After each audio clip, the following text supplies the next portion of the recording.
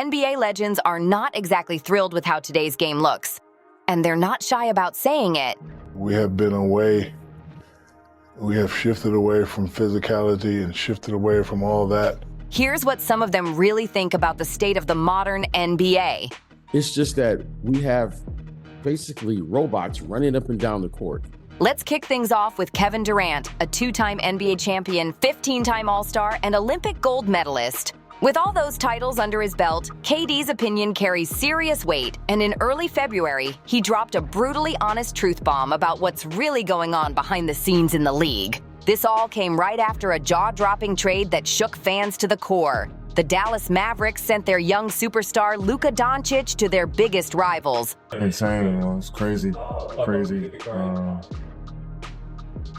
Yeah, would have never thought Luka Dončić get traded at this age, mid-season. The Los Angeles Lakers. In return, Dallas received Lakers star center Anthony Davis. If he can get traded, then anybody's up, for grabs, Max Christie, and just one single first-round draft pick. It sounded unreal. Moments after his game with the Suns, that's a transactional game. There's a lot of money involved, a lot of business involved, too. Durant jumped on social media to react, letting the world know exactly how wild this move felt to him. Insane. It's crazy. Mid-season. Still in disbelief? Kevin posted on his X account, capturing the exact chaos fans were feeling. He reflected on the cold reality of the league's business side, that anyone can be traded, anytime, no matter how talented or loyal they are. It was a reminder that in the NBA, friendships, loyalty, and even legacy can get tossed aside when the money starts talking loud enough. We have been away. We have shifted away from physicality and shifted away from all that. Teams don't know how to play anymore. Like right now, teams are switching 1 to 5. According to ESPN insiders, Dallas actually kicked off the trade talks.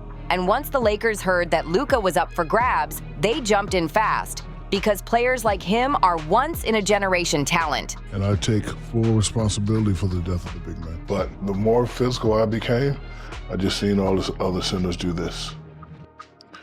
They just slowly keep doing that. And now, 15, 20 years later, you got guys shooting threes. It's cute. It's not something I would do. The logic made sense, but even with all the numbers and reasoning behind it, the NBA world was still left stunned. Trading away one of the brightest young stars, a franchise cornerstone who had no drama, no issues, just pure dedication. Too much one-on-one a lot of times for a lot of teams, which to me is really boring to watch. Play team basketball, pass, cut, move, make the defense make some freaking decisions and play unselfishly. And that's kind of fun to watch, and play defense. Commit yourself to defense. Felt like a punch to the gut for fans in Dallas. While Durant voiced his shock, another legend took things even further. Shaquille O'Neal. Some of these games, the guy's 20 feet from the basket, he winds up driving in for a dunk. What are you kidding me? Where the hell is the defense?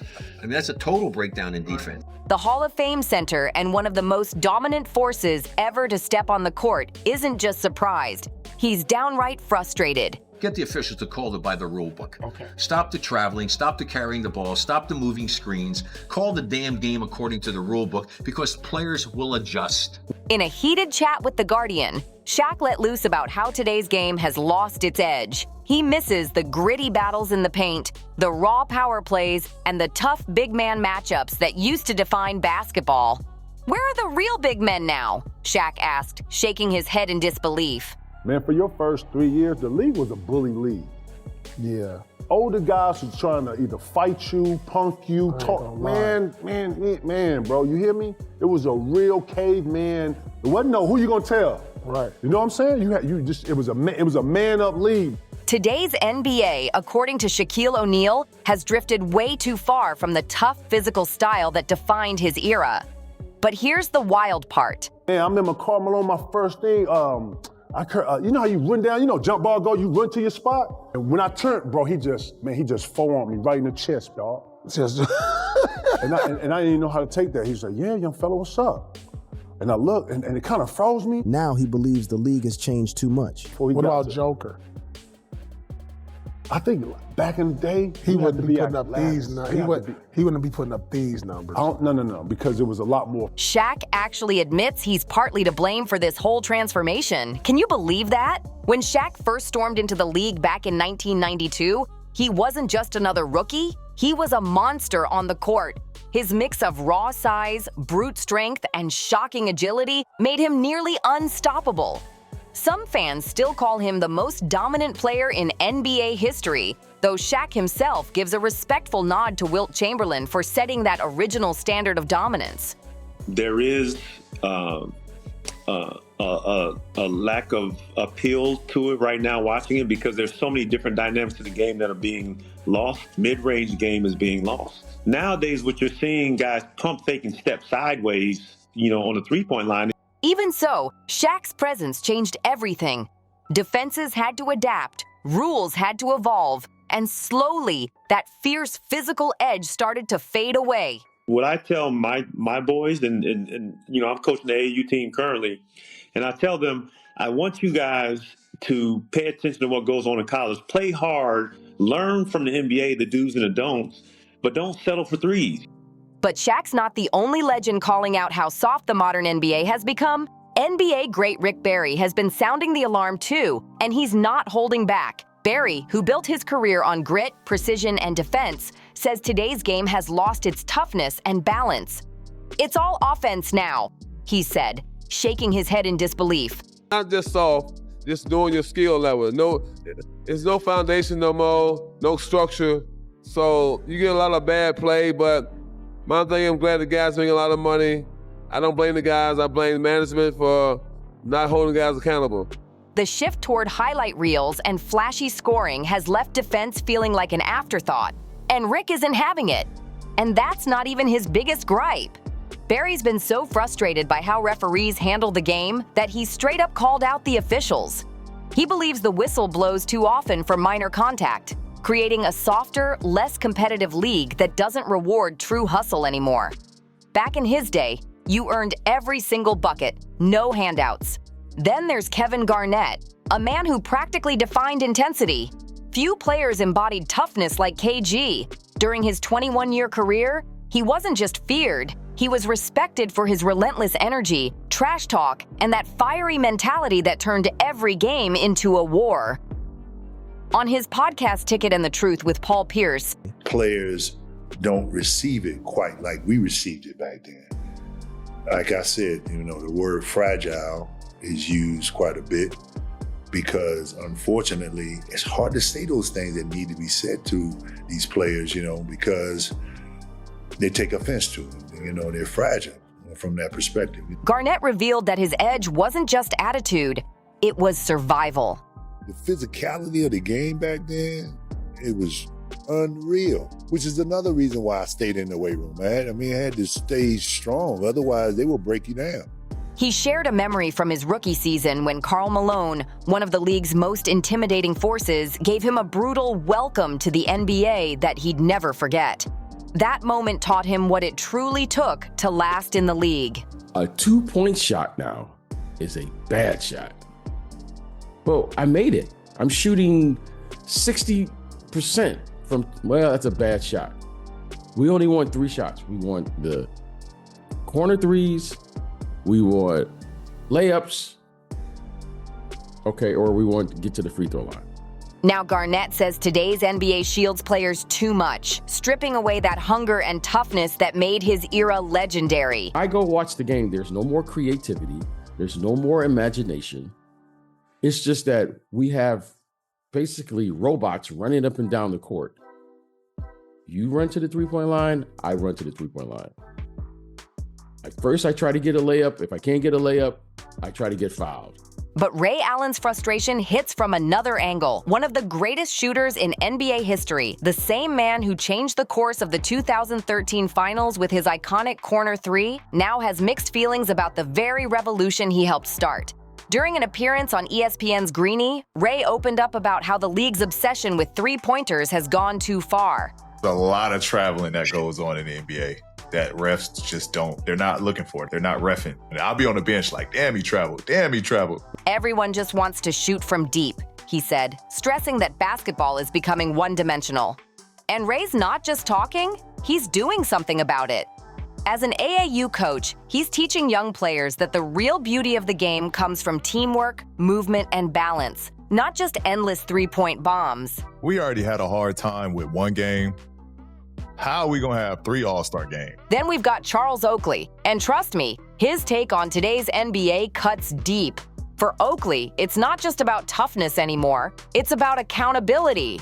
The man was a walking wall of intensity back in his prime, known for his no-nonsense attitude and hard-nosed defense. When Oakley talks, people listen, because he played in an era where you had to earn every inch of respect on that court. And according to him, the league today, it just isn't the same. They don't hate each other. That's They don't like, see, I hated Larry and every Celtic. That's what it was, right? The Celtics, Lakers hate each other, disliked each other. So it made for great TV and people tuning in won't go at each other like really hard. Oakley says that modern players are more obsessed with skill and flashy highlights than real competition and grit. Sure, the crossovers and deep threes look cool, but Oakley believes the league's lost its backbone. He says that this obsession with flashover fight has created a softer, less grounded version of basketball, a game that feels more like a show than a battle. And he doesn't stop there. In Oakley's eyes, the shift didn't just come from flashy stars, it came from a major change in who's playing. He points out that as the NBA became more global, the influx of international players brought a different kind of game, one focused more on finesse and skill than physical dominance. It made basketball more elegant and international, sure, but it also drained out some of that hard, gritty edge that used to define American basketball. To Oakley, the league has become more about marketing than heart, a big money machine that sells highlights instead of hustle.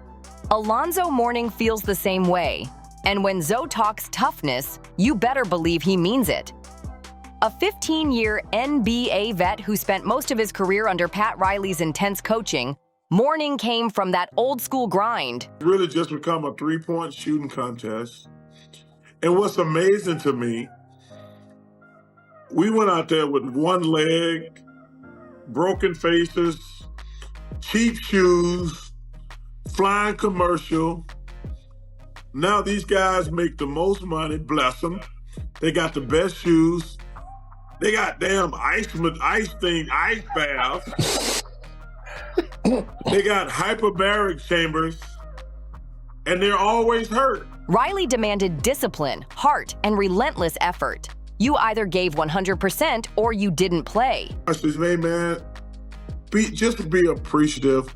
Play all the games. But according to Mourning, that kind of coaching almost doesn't exist anymore. He says players today are too fragile, both mentally and physically. Coaches can't push them the same way without risking backlash or hurt feelings. Mourning misses the days when you got called out in front of your teammates, when criticism built character, not controversy.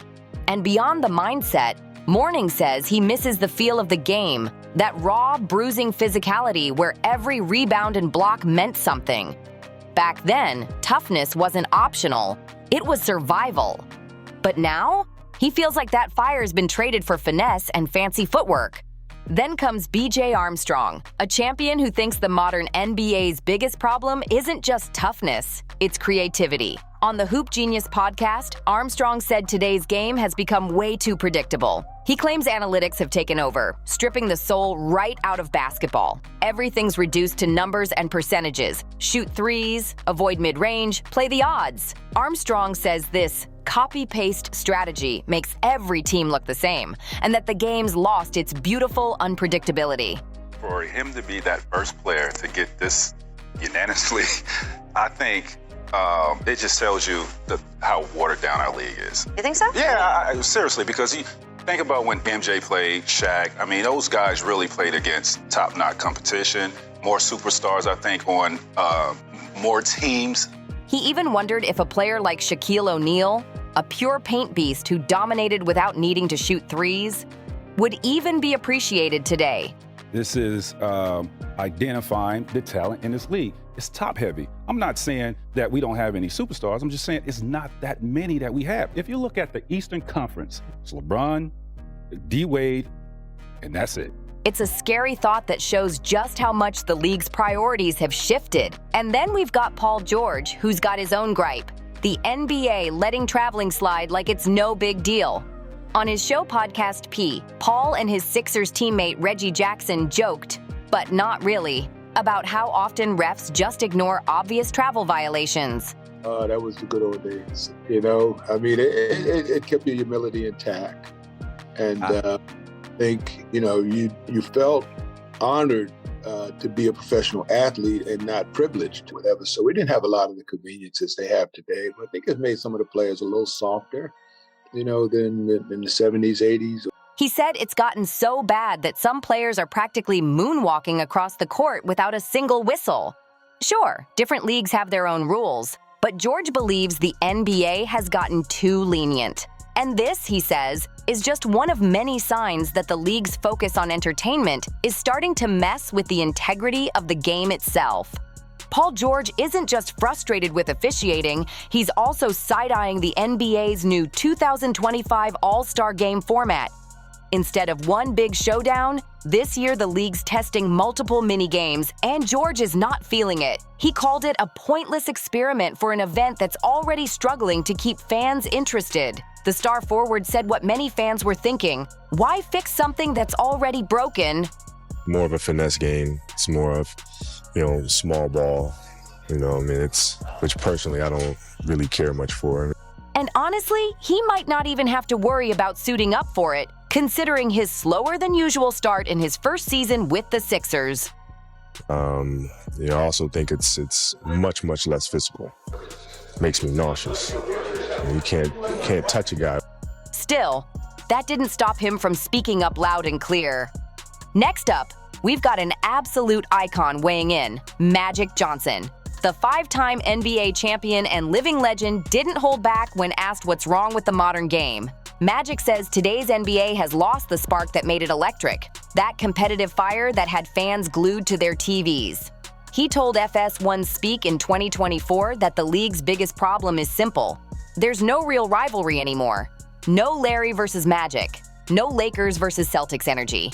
Just stars switching teams every year and hugging after losses. It's no defense. It's just run and gun. Magic said the NBA used to be about pride and passion, not brand deals and social media clout. But he didn't stop there. Magic also went off about one of the league's most controversial topics: load management. I think it's a lot of too much, touch fouls. Every time you do it, you touch and they stay on the free throw line. That's no way to watch basketball. When we were playing, it was rough and tough. After the Lakers got bounced in the first round by the Denver Nuggets in April 2024, he went straight to Twitter to vent his frustration. "The Lakers have nobody but themselves to blame," he wrote. He pointed out that all the unnecessary rest days came back to haunt them. If they hadn't sat out so many stars during the regular season, they wouldn't have been stuck fighting for a playoff spot in the first place. In an interview with People magazine, Magic doubled down on that take. He said load management didn't even exist in his era. Players showed up, no excuses. And he reminded everyone that it's not just about stats or strategy, it's about the fans. The people spending their hard-earned money deserve to see their favorite stars actually play, not sit courtside in street clothes. And guess who else couldn't stay quiet about it? Charles Barkley. One of the most outspoken figures in basketball, Chuck has been calling out the rest culture for years. In a December 2024 interview with YouTube's Come and Talk to Me, Barkley compared the grind from his playing days to the comfort of today's NBA lifestyle. Back then, he said, players flew commercial, waited hours in airports, and still suited up the next night. I hate the way the game's being officiated at times, how they've underpowered the effect of a post player. So you're allowed to beat the crap out of a post player. But if you turn and face and go out to the three-point line and you shoot the ball and fall down, all of a sudden the whistle's blown. Now, teams have chartered planes, luxury hotels, and reduced back-to-backs. Yet stars are still sitting out games for they're protecting your shooters away from the basket. So it overpowers perimeter players that are away from the basket, and it underpowers post players who use their bodies and their physicality around the basket. So Fatigue. Barkley didn't mince words. He said, if you're healthy, you play, period. the NBA wants more scoring. They want to see the 130, 140 point games. They don't want to. They don't want the battle of the 90 and 80 and 90 point battles that we used to have back in the day. They want a high pace, and they want a lot of 3-point shooting. They want it up. The game's evolved, but responsibility shouldn't disappear just because the checks got bigger. And speaking of evolution, Allen Houston had something to say about another lost art, the mid-range jumper.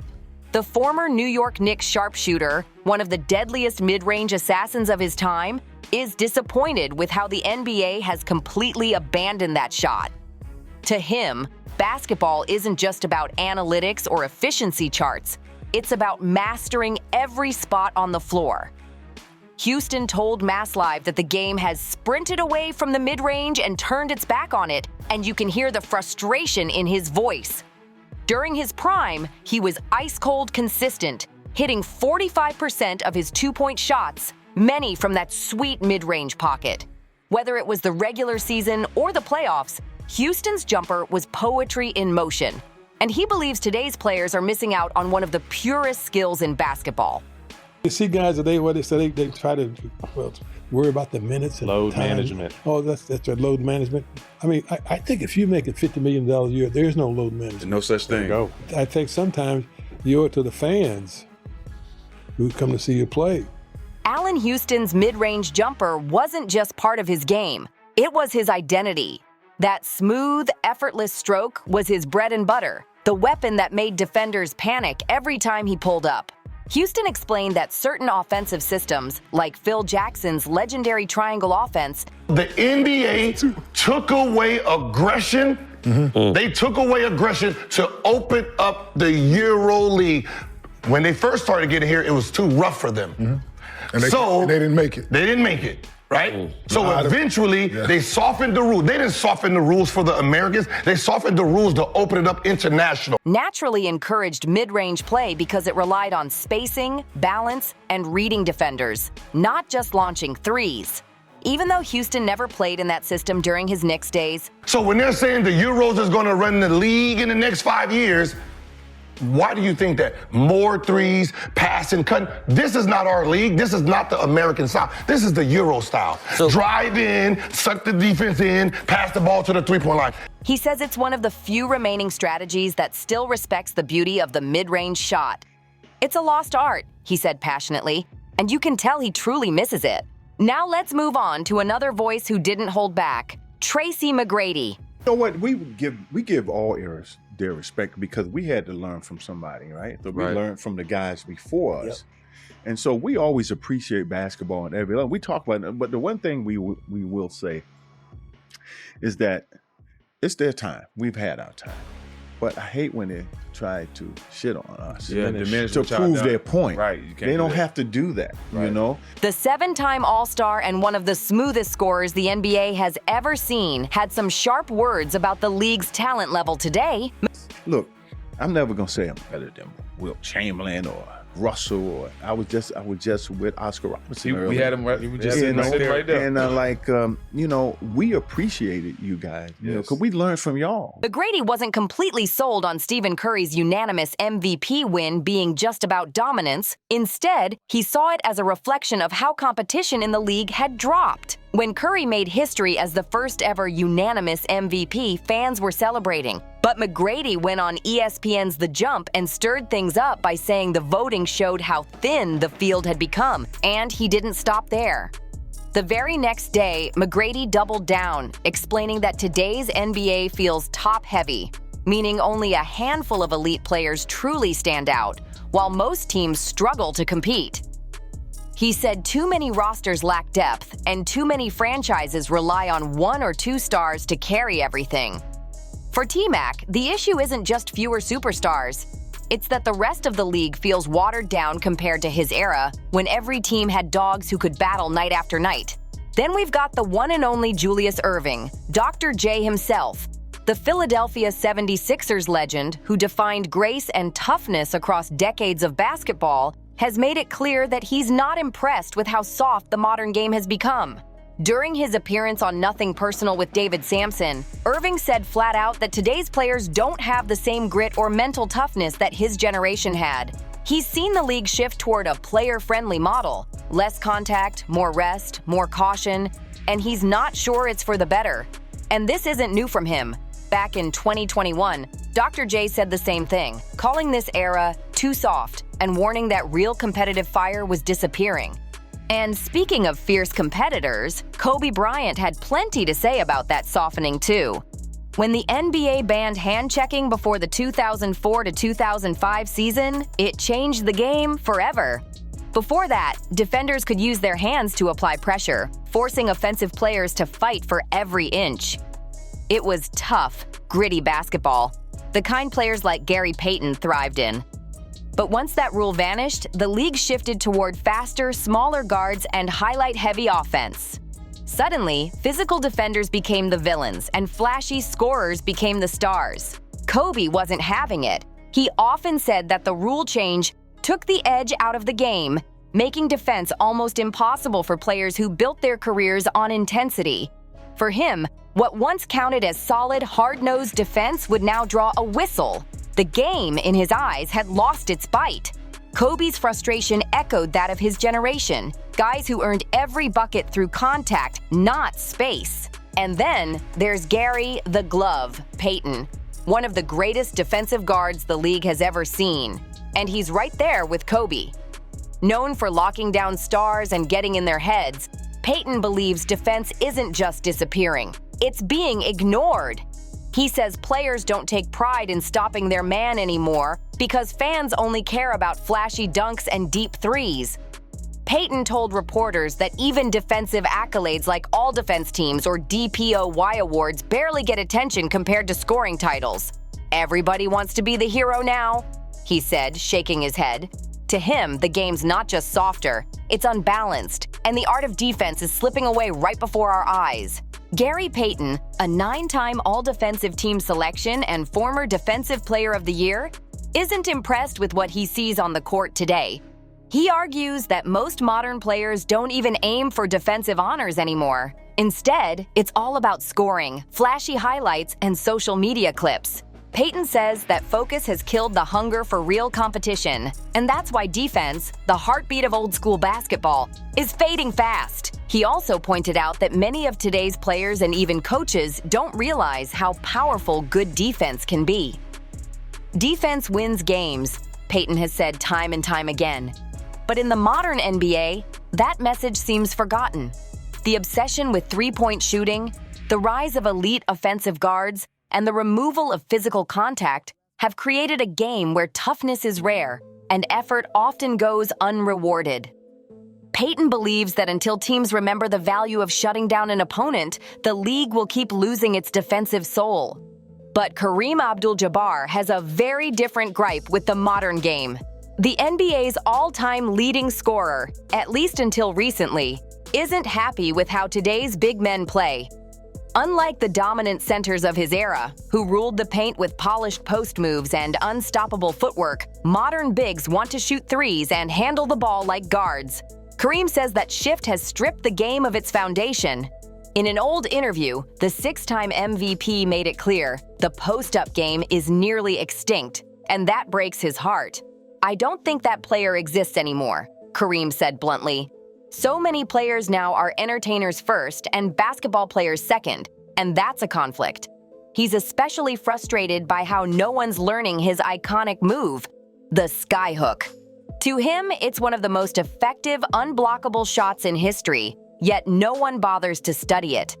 Kareem says too many young players find post-play boring and would rather shoot from deep than put in the grind that made legends, well, legends.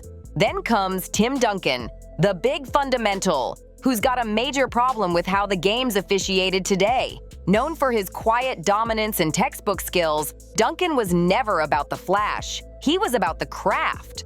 But lately, he says refs give shooters way too much love while big men get pushed around with no whistle in sight. He's openly said that today's NBA favors perimeter stars, creating high-scoring, fast-paced games that entertain, but don't test players' grit like before. Post players used to control the paint, Duncan said. Now they're just props for highlight reels. He believes the league's tilt toward pace and space has come at the cost of balance, and real basketball is suffering because of it. Now, let's talk about the Big O. Oscar Robertson, the man who changed the game both on and off the court, believes players today have it good, maybe too good. He reminds everyone that when he played, the average NBA salary in the 1970s was around $35,000, barely enough to live comfortably. By the 1980s, it jumped to $180,000, and now it's millions upon millions. With the NBA's new $75 billion TV deal kicking in for the 2025 to 2026 season, salaries are skyrocketing and the league's richer than ever. And yet, Oscar's not bitter. He's proud. He says he's happy modern players can secure their futures and take care of their families. But he's also clear. With those big paychecks comes big responsibility. Robertson believes that since the NBA is a business, players owe it to the game and the fans to show up, honor their contracts, and play when they're healthy. People come to see you, he said firmly. If you can play, you play. For the Big O, respect for the game is the real paycheck. But according to Gilbert Arenas, today's NBA didn't just evolve, it changed direction. On his show Gil's Arena, he dropped a bombshell take. He believes the league intentionally shifted toward a European style of play. Arenas says the NBA changed its rules to favor finesse and spacing, allowing international players to shine.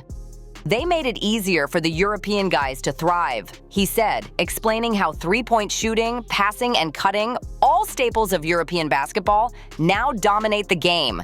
To him, that's not a coincidence. It's a strategy. And finally, we've got Dominique Wilkins, the human highlight film himself, closing things out with some sharp words for today's stars. Unlike his generation, Wilkins says too many modern players disrespect the legends who paved the way. On the All the Smoke podcast, he didn't hold back, calling out the arrogance of younger players who act like they invented greatness. Back in my day, he said, we respected the ones who came before us. We learned from them. Wilkins reminded everyone that without those who built the foundation, there'd be no multi-million-dollar contracts, no global stardom, no super teams. He says today's stars should honor history, not rewrite it. Because at the end of the day, basketball isn't just about the highlights, it's about the heritage. So what do you think? Are these legends right about how the game's changed? Or are they just stuck in the past? Drop your thoughts in the comments, hit that like button, share this video with a real Hoops fan, and don't forget to subscribe. See you on the next one.